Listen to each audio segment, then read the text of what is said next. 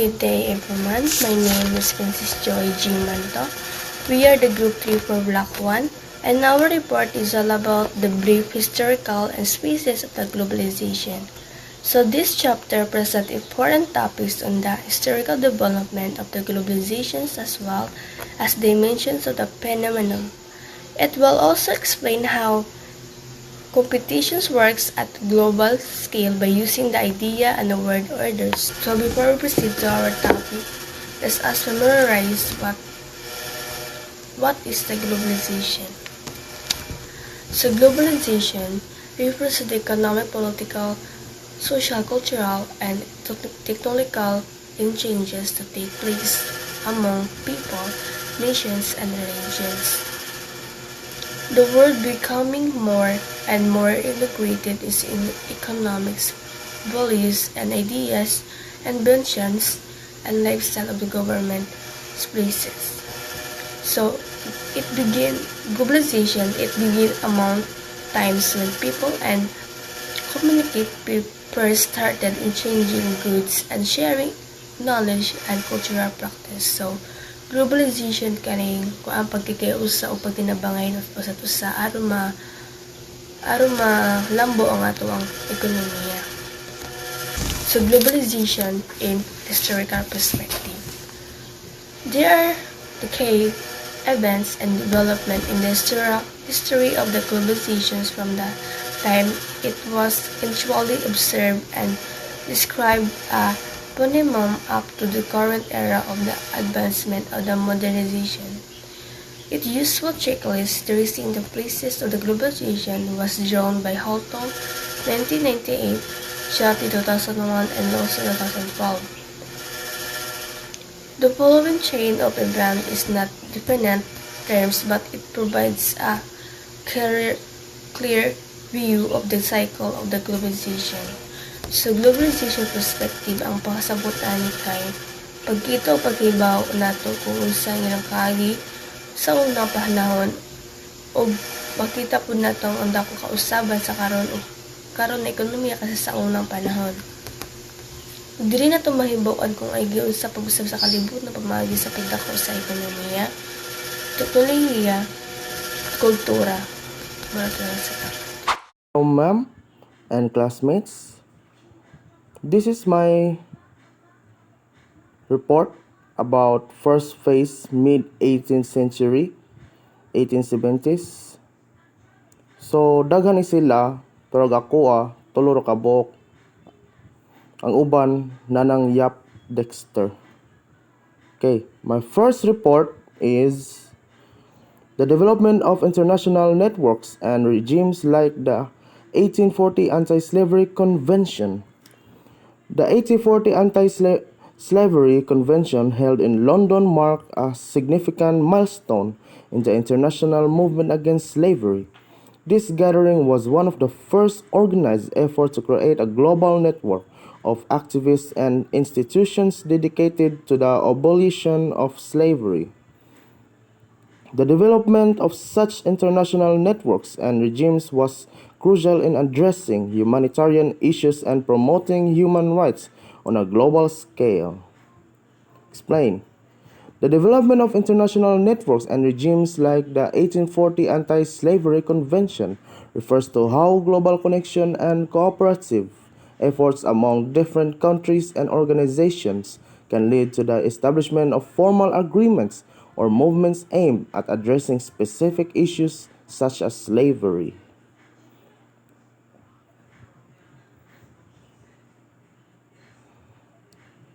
Example. Ang British and Foreign Anti-Slavery Society nga natukod human sa convention, ang organisasyong kini nagtumong sa pagpalapad sa kaalaman bahin sa pagkaulipon o nag-udyok sa mga tawo nga magpirma sa mga petisyon aron ipangayo ang pag-abolish sa pagkaulipon. Tungod sa ilang mga paningkamot, daghan mga nasod ang pagpasugod sa mga balaod nga nagdili sa pagkaulipon sa ulahi nga mga tuig. Ikaduhang report.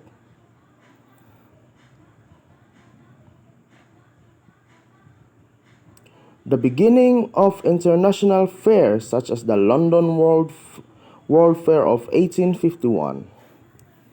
The London World Fair of 1851, also known as the Great Exhibition, marked a significant milestone in the history of international fairs. This event not only showcased technological advancement and cultural achievement but also laid the groundwork for future global exhibitions.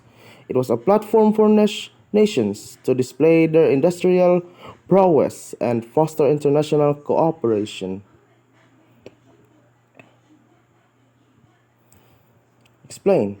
The beginning of international fairs, such as the London World Fair of 1851, refers to the emergence of large exhibitions where countries showcase their products, innovations, and cultures. These fairs promote international trade, cultural exchange, and cooperations.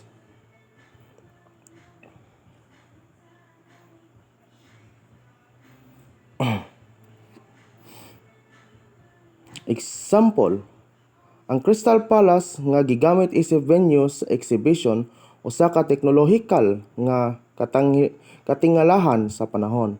Ang Crystal Palace usa ka dako nga instruktura nga gihimo sa salamin ug metal nga nagpakita sa mga abilidad sa mga enhinyero o arkitekto sa panahon. Ang pagdisenyo niini naghatag og inspiration sa uban pang mga building nga gitukod sa pagkahuman sa exhibition. Third but not least, the establishment of the International Committee of the Red Cross in 1863, ICRC. The International Committee of the Red Cross, ICRC, was established in 1863 as a response to the humanitarian needs arising from armed conflicts. Founded in Geneva, Switzerland, the ICRC has played a crucial role in developing international humanitarian law and providing assistance to victims of war. Its creation marked a significant advancement in a global commitment to protecting human dignity during times of conflict. Explain. The establishment of the International Committee of the Red Cross in 1863, or ICRC, refers to the founding of important humanitarian organization dedicated to providing assistance and protection to victims of armed conflict and promoting international humanitarian law.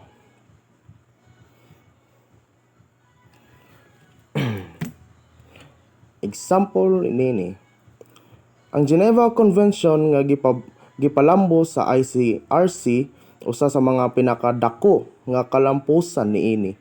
Ang Geneva Convention naglatid sa mga lagda nga nagpanalipod sa mga sundalo nga naangol, mga preso sa gyera ug mga sibilyan nga naapektuhan sa gyera.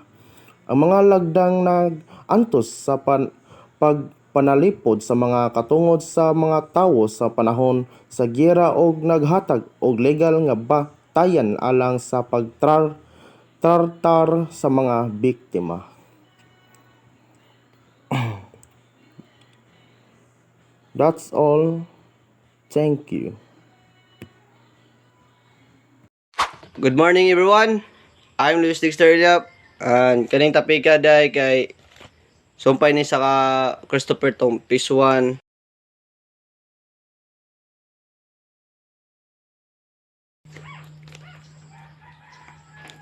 The increasing formalization of international relations through agreements and treaties of same country in Europe and the birth and formation of new state. Ang Europea di ay naghimo og formal nga kasabutan or agreement aron mas mulig-on ang relasyon sa uban pang nasod ug malikayan ang gubat.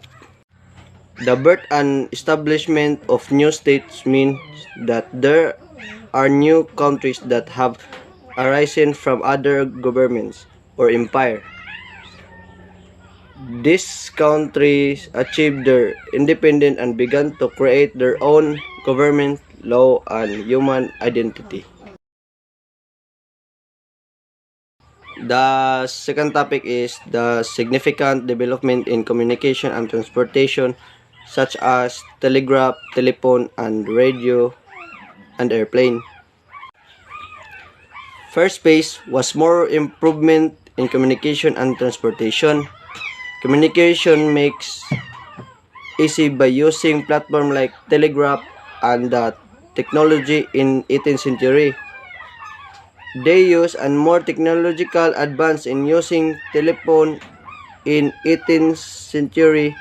Also, the radio in 19th to 20th century.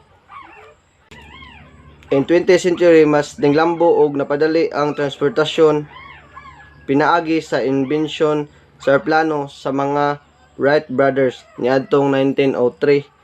Tungod sa discovery, mas napadali og naminusan ang oras sa pagbiyahe sa layo nga lugar or other countries.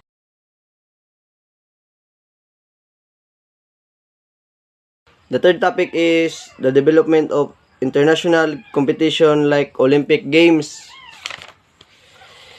International competition like Olympic Games provides many benefits not only in sports but also social, cultural, and economical. Napakita og panagiusa sa mga laing nasod pamaagi sa sports og nagpalambo sad sa pagrespeto sa ubang tao o pagka amigo nila sa sports na sila na build na bonding.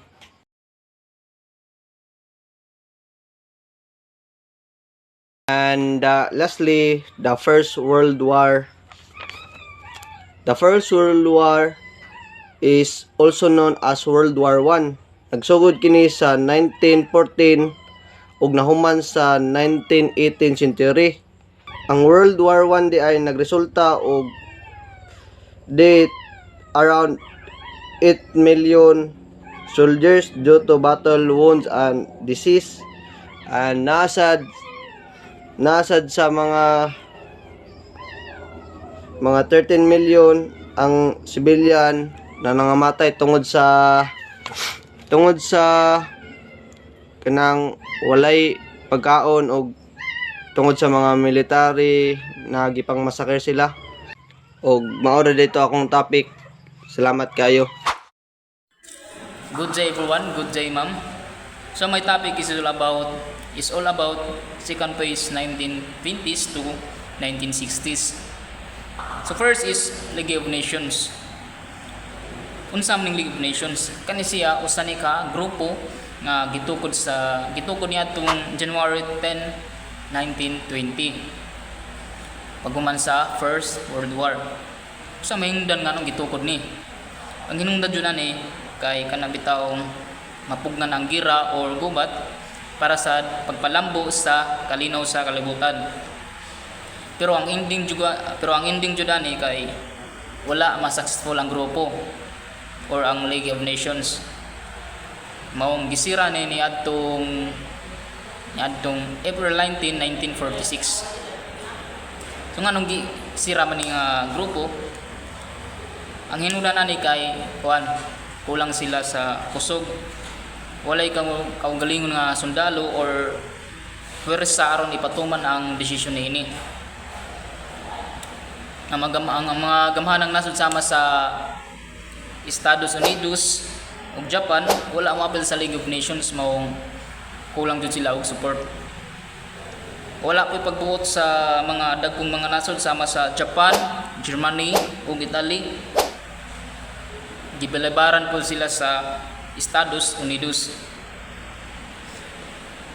Unya, niabot pa jud ang Second World War, mang wala sila kapugong. Mao po ni ang usang ka rason nga nung wala ma successful ang kaning League of Nations. So para nako ang League of Nations maayo ni siyang idea. Apan dili kini praktikal kay wala man puy igong kusog or support or matuman ang katuyuan ini. So second is kaning the global effect of Cold War and the rise of the Third World in international arena. nagpasabot ni siya nga nagpasabot kini sa mga epekto sa Cold War o pagsaka sa mga nasod sa ikatulong kalibutan sa ikatulong kalibutan sa kalibutan nga politika. Ang Cold War usa ka panahon sa tensyon o kompetisyon tali sa Estados Unidos o sa Soviet Union. Nagsugod ni human sa Second World War. Wala sila direktang mag-away apan nagsuporta sila sa mga kalyado sa ilang mga partido o sa lain-laing mga bahin. Ang Cold War nagdala sa usa ka panahon sa pagkadili malig-on sa kalibutan. Kaya nga naman, nagdala mo sila og gubat sa proxy o mga karera sa armas. The rise of the third world in international arena. Ang mga nasod sa third world arena mao ang mga nasod nga wala mag-apil sa Cold War ug nag-uswag sila sa ilang kagalingong mga paagi. Kaya nga naman, nagatubang sila sa mga daghang nga problema, mga mga daghang sakit, kagutom nya sa ilang kapobrehon. Mo na ilang challenges nga ilang na atubang. Sa may epekto aning Cold War sa pagsaka sa mga nasod sa third world sa kalibutan sa politika. First is kaning pagkadili malig-on sa kalibutan. Kaya ano man, nagdala sa usa ka panahon nga pagkadili malig-on sa kalibutan o nasod sa third world nga nagatubang sa mga hagit sa pag-uswag sa ilang kaugalingon nga mga paagi. Ikaduha is pag-uswag sa mga gubat sa proxy. Ang Cold War nagdala sa mga gubat sa proxy. Di ng mga Estados Unidos o Soviet Union nag-support sa mga kalyado sa ilang mga partido sa lain-laing mga bahin sa kalibutan. Ikatulo kaning pag-uswag sa mga karera sa armas naa di pud ni. Usa pud sa nagdala sa usa ka panahon sa pagkadili malig-on sa kalibutan. Aglas kaning pag-aktibo sa mga grupo sa pag-alsa. Ni siya kanapitong nagtinguhan ni siya sa pag-usab sa mga gobyerno o mga sistema sa ilang mga nasod so control do jud nila. Next is kaning the increased attention to humanitarian works and development aid. So unsa may pasabot ani? Nagpasabot ning kanang nakadaghan ang mga atensyon sa mga tawo ug mga organisasyon sa pagtabang sa mga tawo nga nag-antos sa kapobrehon, sa kagutom, sa sakit ug mga uban pang mga problema. So daghan jud ang nitabang paghuman sa Second World War. Sama sa United Nations Children Fund, World Food Program ug World Health Organization. So usa ni sa ka mahingdanon nga pag-uswag sa kalibutan ug kini nagpadayon hangtod karon. So fourth is the introduction of global icons and American consumerism. Unsa may pasabot ani? Nagtumong kini sa pagsaka sa popularidad sa mga sikat nga tawo sa tibuok kalibutan ug pag-uswag sa kultura sa American consumerism. Global icons. Kaning global icons sa panahon sa 1920s hangtod sa 1960s nagsugod ang pagsaka sa popularidad sa mga sikat nga tawo sa tibuok kalibutan sama sa mga artista, mga musikero ug atleta. Ang mga tawo nagsugod sa pag-ila sa mga tawo gikan sa lain-laing mga nasod. Ug ang mga kultura nagsugod sa pag-impluwensya sa usag-usa. Ang American consumerism, ang Estados Unidos nag-uswag sa usa ka kultura sa konsumo. Din ang mga tawo nagpalit og daghang mga produkto.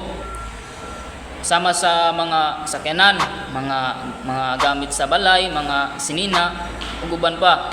Unsa may epekto ani? First is kaning kuan, First is growth of globalization. Ang pagsaka sa popularidad sa mga sikat nga tao, pag-uswag sa kultura sa konsumo. Pag-uswag sa kultura sa konsumo sa Amerika nagdala og pag-uswag sa globalisasyon. Di na kultura nagsugod og pag-impluwensya sa usag-usa. Second is kaning growth of commerce. Naguswag ni siya sa kultura sa konsumo sa Amerika, nagdala ni siya og mga produkto sa tibuok kalibutan. Third is kaning growth of ideas of freedom and individual. Ang kultura sa konsumo sa Amerika nagdala sa mga ideya sa kagawasan o pagka-individual nga nag-impluwensya sa mga tao sa ubang mga nasod. And that's all for my report. Thank you. So ako day ang reporter sa third phase. The establishment of global communication as manifested in the invention of the first satellite. So ang first satellite is ang Telstar 1. Gi-launch ni siya pag July 10, 1962. Nya gi-develop ni siya sa isa ka kuan, American Telephone and Telegraph Company. The increasing power and influences of international financial institutions like World Bank and International Monetary Fund.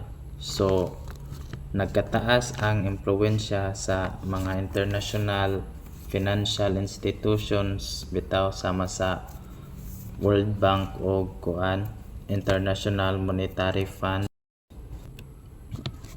The rise of the US and the expansion of investment and multinational firms from the Western world.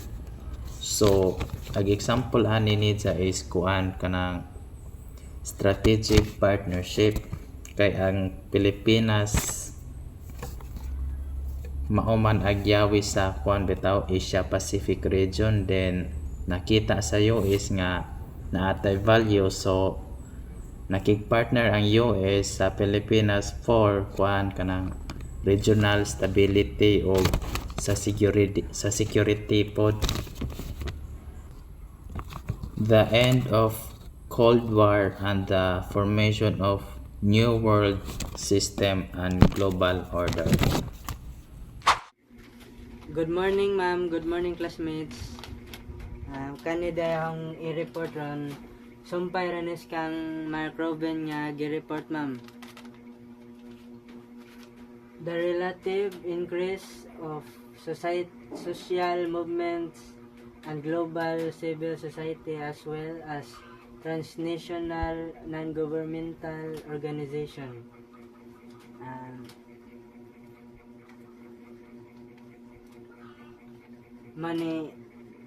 Gahong sabtan raan ni ma'am, example ani ma'am kay ang pataas sa mga social nga kalihukan o global nga civil society, ingon man ang mga transnational nga non-governmental organization sama makita nato sa mga grupo sama sa Greenpeace o Amnesty International nga naglihok para sa kalikupan o mga tawhanong katungod sa tibuok kalibutan. Matoy mga example sa kuan ma'am kanang dahil relative increase of social, basta kay kadtong honggi basa kinahanglan ma'am. Mato siya ma'am. Sunod na ta. the introduction of World Wide Web and the continuous influence of telecommunication. Nag-example ani is ang pagpaila sa World Wide Web o ang padayon nga impluwensya sa telekomunikasyon makita nato sa pag-uswag sa internet access o mobile communication nga nakonsaba sa atong pagpakiguban sa pagpakigsulti sa laing-laing mga tawo sa kalibutan. Matay example sa akong gibasa ganina. And sunod na ta. The increasing incidence of transnational crimes and the growing role of migration in globalizations.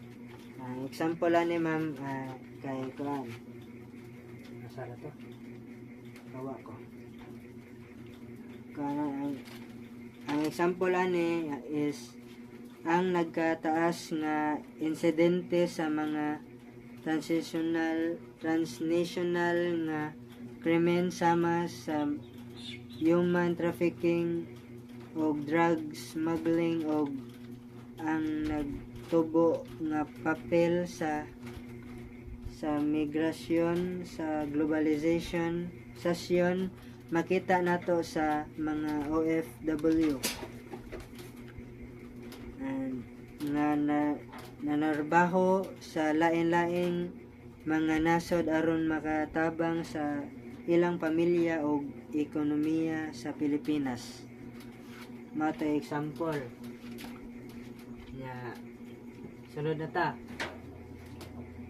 The rise of global attention given to environmental concern such as the effect of global warming and the more aggressive movement of anti-globalization campaign. Ang example ani kay kuan hawa ko da sorry ang example ani is ang pagtaas sa global nga pagtugot sa mga kabalaka sa kalikupan sama sa epekto sa global warming nga nagdala og mas taas nga temperature og pag-usab sa klima og ang mas agresibong kalihukan sa kumpanya batok sa globalisasyon makita nato sa mga protesta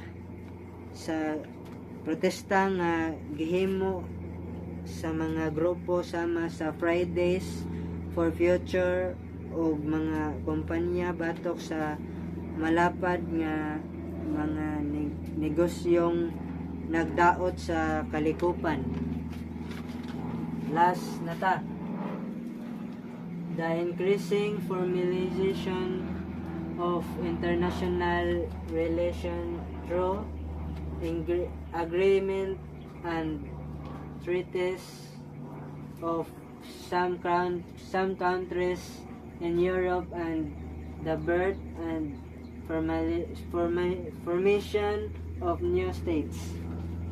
Example niya is ang nagdako nga formalisasyon sa international nga relasyon pinaagi sa mga kasabutan o kasunduan sa mga nasod sa Europa sama sa European Union og ang pagkatawo og pagkaporma sa mga bag-ong estado makita sa pagbuak sa Yugoslavia nga nagmugna sa mga bag-ong nasod sama sa Serbia, Croatia ug Slovenia. That's all. Pasensya na din kayo kay di sa makita, no? Pasensya na gid kayo. Mara to ma'am. Mara to ang mga video ma'am. Thank you ma'am.